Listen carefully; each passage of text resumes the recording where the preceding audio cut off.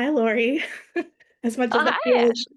awkward and professional to say, well, as you know, I've been talking to so many of our clients and friends this month, and we really have some amazing ones, don't we?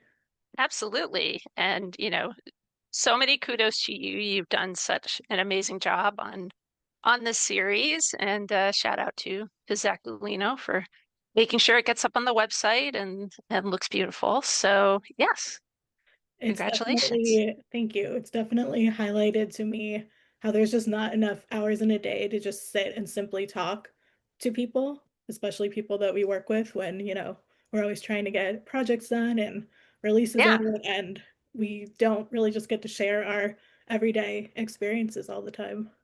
Yeah. I mean, even as well as I know some of these people, to hear their answers to your questions was still like really illuminating. And also we came up with like much longer list of friends of Jaybird that we could have done on this series. So that was inspiring too. It's not like, oh, we've only got these like Yeah. couple of folks. So uh, I was very pleased with that. But yeah, you just find out really different things about people when you're not asking them like, so what projects are we working on this week? And getting to hear everyone's passion and more of their personalities shine through. I mean, of course, we know Deborah Manis Gardner is a powerhouse, but she gave so many great quotes in that video. Definitely. Definitely. Well, I mean, everybody did. I was listening back, and it's certainly going to say some things I was like, yeah, absolutely. That was Mike's, or like I relate to that. So definitely. Yeah. Yeah. So great job. Thank you. It's really been a lot of fun. And so, jumping Oh, into you and me answering some of these questions, the first one was, yes. who is a mentor or role model that's had a big impact on your career? Well, I'm going to mention a couple of people. I mean, one, uh, I should say goes without saying, but was Marilyn Laverty, is like Marilyn Laverty, who say my first real like launching off point as a PR person in the industry. I was her personal assistant, and so much of what I learned from her is the foundation of everything I've done, and certainly Jaybird itself. Uh, I would say I was almost scared off from starting a company for a long time because having worked so closely with her, like I knew it was really hard. I got to see her like late at night when we were like doing the billing, and it's not easy to run a firm like this on your own. And she's just done so amazing. And I saw she was just like bumped up, even further in the organization that acquired Shorefire, and like, yay to her. Um, but I also wanted to mention two other women who were very important to me early in my career. One was Paula Batson, who I found out later was actually Marilyn's first boss at CBS. Um, but I met her at first when she was working at MCA, and then she became my boss at N2K Encoded Music, the beginning of my digital music journey. And she was so inspiring because she had so many additional interests. Like she was a Feldenkrais practitioner, and she would come in and like, try to adjust my back. But also that her creativity was really amazing, and her point of view, which was just like, it doesn't have to be PR. You need to show value to people, whatever that is. Um, so, now I know I was teasing you guys the other day. So I was like, yes, now I've become that person that comes in at the 11th and a half hour and goes, what would be really great? And, I remember when it was happening to me, and I'd be like, yes, it would be. It's just going to be really difficult. But that's like, Paula taught me about constantly like striving to be more creative and doing things better. And then another amazing woman who I met while I was at N2K was Sandra Tim DaCosta, who, I mean, ironically, it turned out she had also worked at CBS. She was the first, not just woman, but Black woman who was the head of a general marketing department. The general marketing, not just like R&B. And I look back and I was like, whatever, however old I was, it was like 27 or something. And she was so patient with me. She taught me so much about patience. She was so kind. And I learned so much from her sort of her grace, and she taught me to be patient, actually. Like, just wait a minute, Laurie. Like, I can remember her very wait, her hands were very, just wait a minute, Laurie. And as I said, just always so kind to me when she could have just been like, whatever. So, but now I get to ask you that same question, but I will say you are not allowed to say me. So, No, I have a little bit less of traditional answer, but that's been really important to me. And as you know, I've been at Jaybird for 5 years. That was my first full-time industry job. I was doing some projects and things before that, but so back when I was still living in Chicago and working in just corporate marketing, and music industry was just a question mark and a dream of where I was going to move to and how I was going to find that job. And I had a friend and a mentor. Her name was Dr. Barbara Stapleton Baumgart, and she passed away in 2023. But she was a veterinarian who I met through the Taylor Swift fan message boards. oh, wow. Yeah, so still a music connection. And as you know, like being a Taylor Swift fan has brought me down a lot of different paths in my life, Mhm. but specifically from knowing Barb, her impact on me was the importance of going after what you want and the importance of making a plan and, you know, chasing a new dream that might come out of nowhere and just really, really going after everything in life. And she basically forced me to move to Nashville when it came down to it and helped me in a number of ways. And so at that time, I was in a different marketing job, but I still think that being in Nashville and everything is what led me to Jaybird. So I have to say that she really impacted my life and my career in that way. I, I don't think I knew that before about that individual. So, well, rest her soul. Thank you. And she was just a very, very loving, giving person, which is, what I try to be in my life now. Yeah. So I think everything that everywhere my career takes me from here kind of all goes back to that because had it not been for that push, I could have still been in Chicago working at that job, honestly.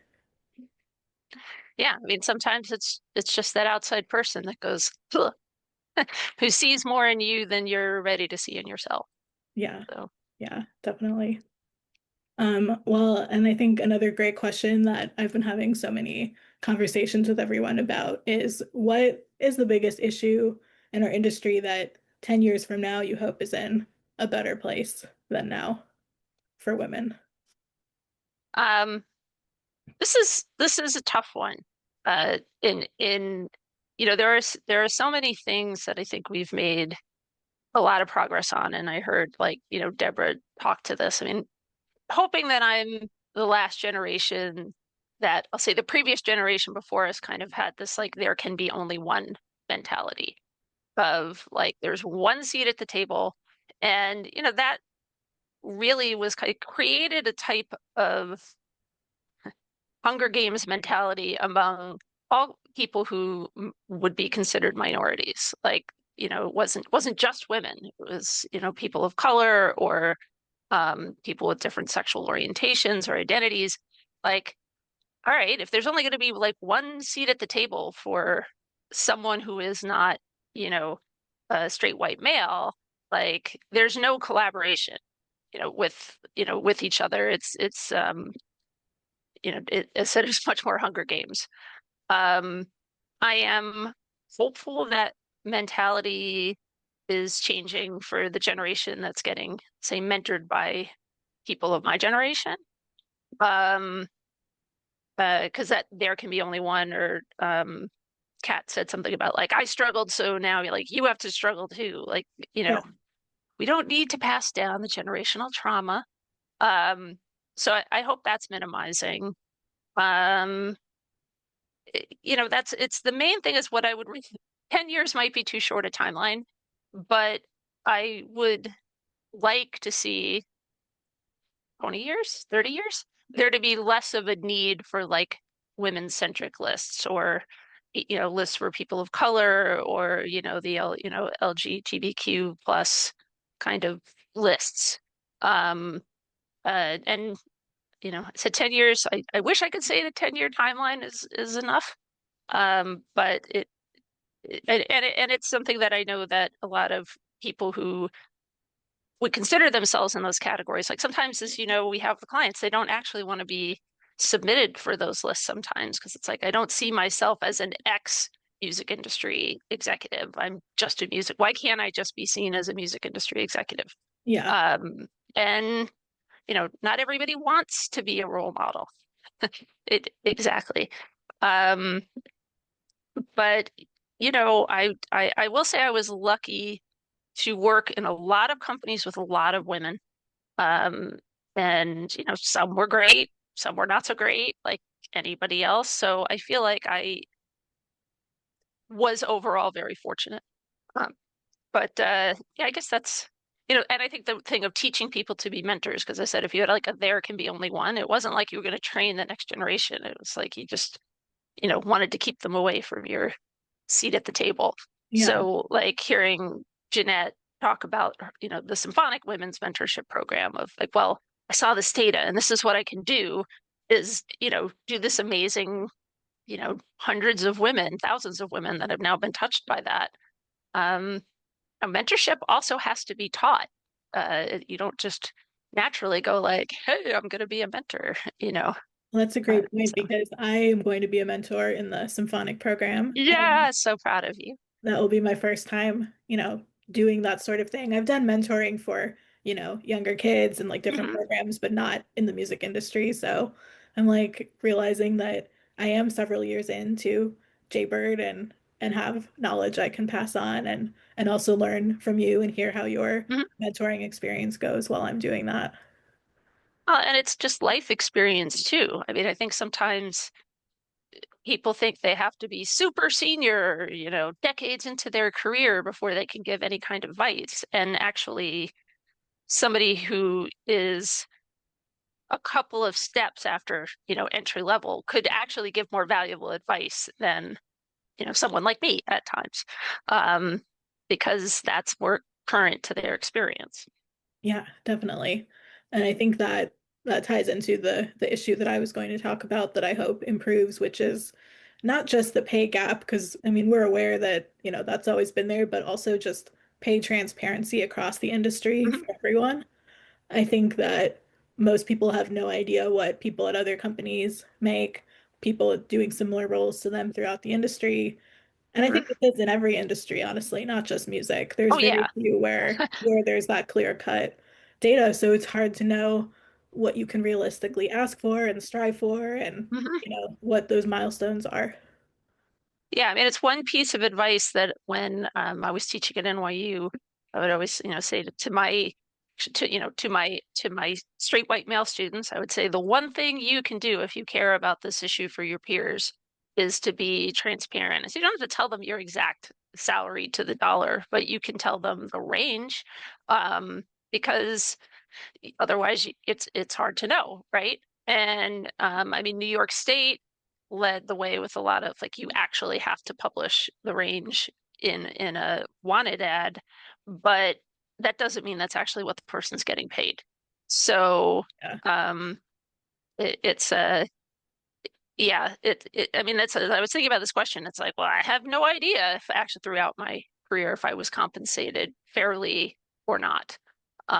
It wasn't a conversation. I mean, legally, you couldn't have for a long time.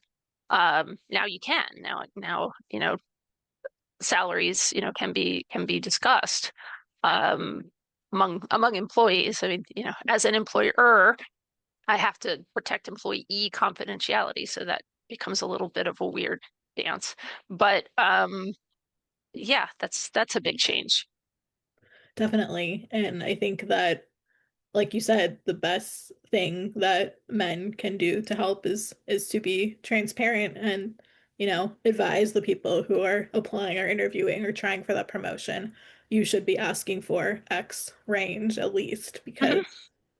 otherwise I think everyone's instinct is to kind of undersell themselves. Yeah, you just hear about everybody. But it's certainly People who are starting out and interviewing. people who are starting out, people who are making a move, you're taking a step up, for example, or going from one type of company to another. I mean, I would suspect most salaries across major labels are relative, somewhat comparable. But if you're going from a label to an indie to a consultancy, it's very difficult to know, like, well, gee, is this fair? Is this in the range? Is this what I should be accepting for this? And then there's always a thing of you do negotiate and they're like, oh, they accepted that too fast. Dang. I should have bumped that up a little bit. Um, but yeah, I mean, communication and I think also just that general awareness that it's not so much about salary, but like um, and when we talk about privilege, it's sort of dangerous because I would say a lot of people who that term applies to would not consider themselves privileged, but it's really like I became really aware in working with pipeline angels of like educational privilege, and it made me think there were excuse me, a number of people that I worked with at HFA or prior that um, had high school diplomas, didn't finish college. I didn't care. Nobody else looked at them going, "Oh, you don't have a college diploma," but they looked at people with college diplomas going, they must be looking down at me because I don't have a diploma. I'm not as smart as them. And that, that awareness of sometimes if you are in a position of relative power, you have to make space. You have to draw the other person out. It's not on them to, you know, push forward and challenge you. And it's like, well, don't be ridiculous. Like if somebody's got decades of experience and somebody's brand new, it's really going to be unlikely that like they're going to push back on you um, and ask certain questions unless you make the space for them to feel comfortable doing so. Um, so I think that's an important part of it too. When you are talking to younger people entering the industry, obviously you taught at NYU, so you've had a lot of interactions with students. Do you have any advice, or do people come to you with any hesitancies, especially women, about entering this industry? And would you tell them? Um, actually, I just spoke to a group of students at American University this week. Thank you, John Simpson. I mean, the one thing that I said to them, which I was very proud of my little catchphrase here, I said, tenacity is more important than talent. It's hard to have perspective when you're a young person just graduating school, just starting out in your career, that like things take time. So I will often focus more on talking about very early in my career, the pre-resume level even. So the pre-Surefire level. It took me 2 years from graduation to get to that role at Surefire. And it felt, now decades on, like, it's kind of, but I remember how horrible that felt. I was so depressed. Like I went to Tufts. I'm supposed to be smart. Why can't I get a job? It it's whether or not you can stick it out through that time. So that's something. Um, the other thing is like the good and the bad thing about people talking about, issues with um with women and people in the industry. So I think it's now started to intimidate a lot of young people. That makes me a little sad. It's not like every experience you have is going to be a miserable one. Um, and so it's like know yourself, don't know where your boundaries are.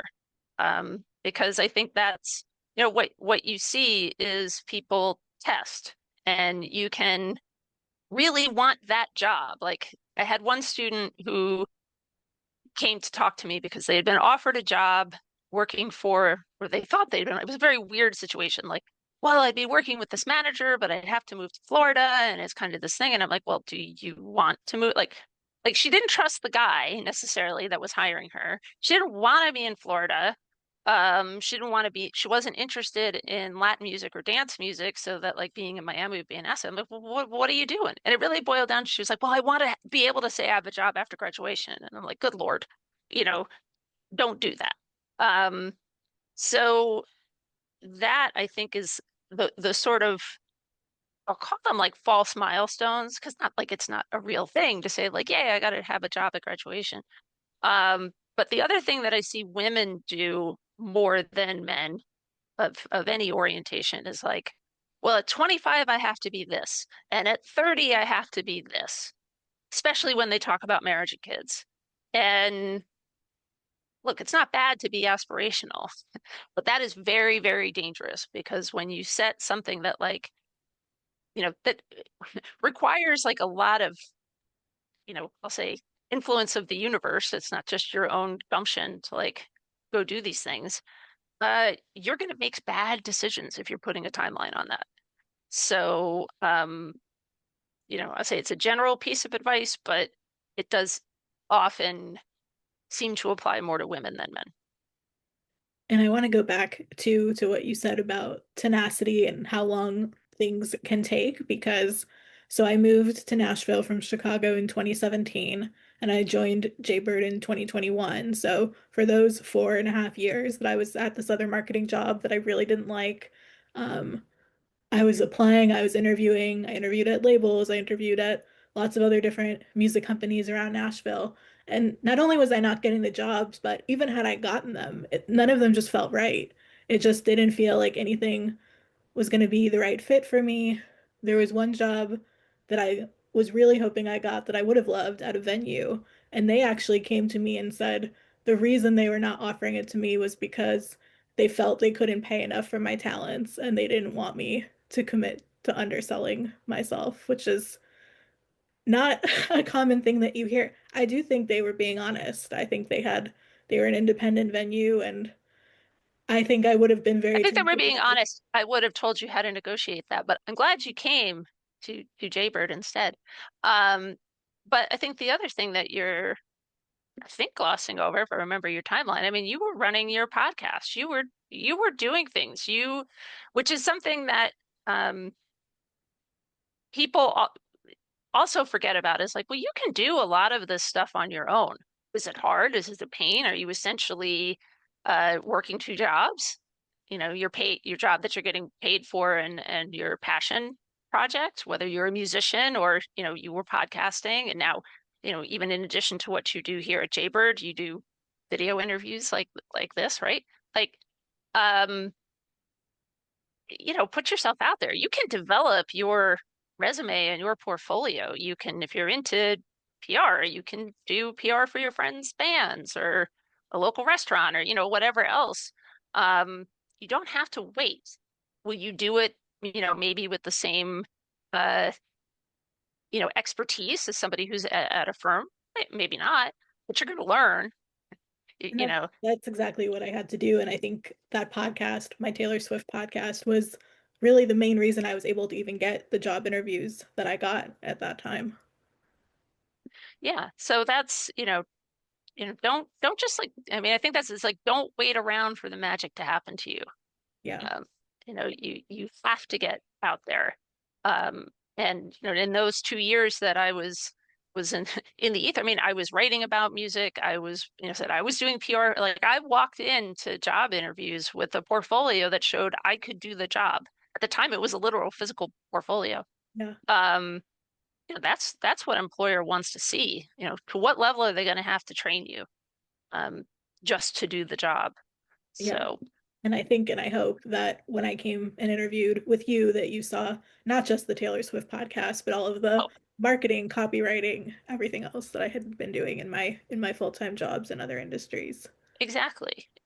Well, I mean, Jaybird is very different because our focus is, the business press and it's not for business type coverage. And so it's an interesting thing to hire for somebody who's mainly done artists. This is a very different vibe um, Yeah. to do. So um, you showed the interest and the talent, and it's been amazing.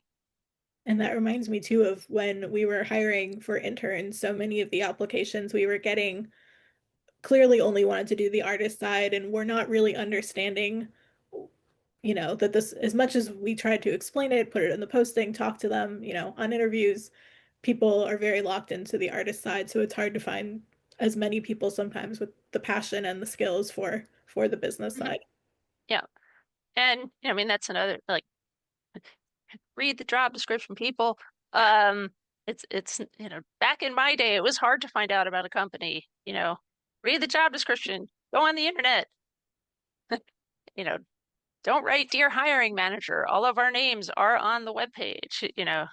Kind of thing. We're four people. Who do you think the hiring manager is? That'd be me. So, um, yeah, show a degree of interest and curiosity and interest. Uh, don't just go, I'm just going to send in my resume and maybe they'll like it. You know, no. Well, ending on a fun note, one of my favorite questions, what is one of your favorite women-owned businesses to support? So I put some thought into this, and I'm wearing this is a Kate Huco jacket. Um, and she still runs her own company out of Canada. I love her pieces because they're like great statement pieces and they're not like crazy expensive or anything and like like very size friendly. I kind of love everything they stand for. And then I looked into this as there's a couple of coffee shops that are close to my house here in Manhattan, called Remy Flowers and Coffee, and it's owned by a Korean American woman named Remy Kim, Remi, Kim, Kim, and it's like just it's based off of something she saw in Korea, right? Like, oh, it's a flower shop and they serve coffee and it's this wonderful environment to sit in. It's like sitting in a greenhouse to and because I'm right by the UN, I mean it's like I go in there are crazy conversations going on around me in all kinds of languages. Like it's just such a wonderful little place. Um yeah, that's I said those very and then I mean just as a side note, I mentioned Pipeline Angels earlier. I actually make a point of doing angel investments in non-music companies because that gets a little dicey, that are owned by women and femme majority owned, because the number of times, and these are like we group together, maybe we put in $5,000 or $10,000. Is not everybody has huge amounts of money to spend on this, but also that like for the companies we're funding, they don't have the bunch of friends they can just go, hey, can you spot me 10K? Can Yeah. I mean, that was something when I was working with New York Tech Meetup and, some of my other startup, digital entertainment ventures. And you'd hear these guys talk about like the money they were just throwing around because like their friend, had an idea.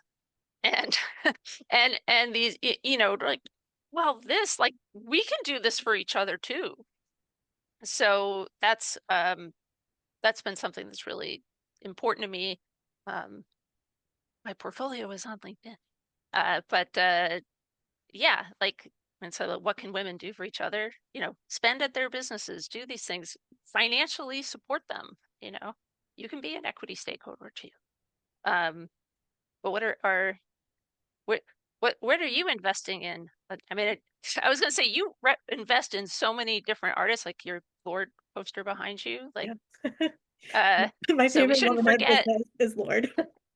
I was going to say, let's not forget all the women who perform that when, you're buying tickets and albums and Yeah. downloads and all of this other stuff, you're supporting them. But what else? Actually, yeah, my two answers are very similar to yours, a coffee shop and a clothing brand. The coffee shop is here in Nashville. It's called Matryoshka, named after, the Okay. little nesting dolls. And the reason it's named that is because when they first opened, the shop was inside another shop. Um, so they've now That's great. expanded. It's women owned, queer owned, beautifully decorated, just a good vibe, super fun coffee place. And then the clothing brand, and I'm not wearing them because I actually just bought my first piece and it's coming from Australia, so I don't have it yet. Ah, It's called Proud Poppy. It's a woman-owned, size inclusive, maximalist, bright color print, very fun clothing brand. Poppi or Y? Poppy. Popp. So like the flower. Yeah, Yes, yeah. excellent. And I feel like their style is it's almost like kindergarten teacher on crack. Like lots of like smiley faces, flowers, rainbows, bright prints. I'm very excited to check out this Oh, I dress can't wait to from see you Australia. be modeling that Yeah. for us. So But yeah, I mean, this has cool. been a great conversation. I hope that everyone gets a lot out of it and has enjoyed all of the videos this month. And we're planning to keep it going beyond Women's History Month as well. Yeah, yeah. This has been a fantastic, I call it an experiment, but it was a little bit like, let's see how this goes. And I mean, it's essentially like we started a Jaybird podcast. we kind of have, haven't we? Yeah.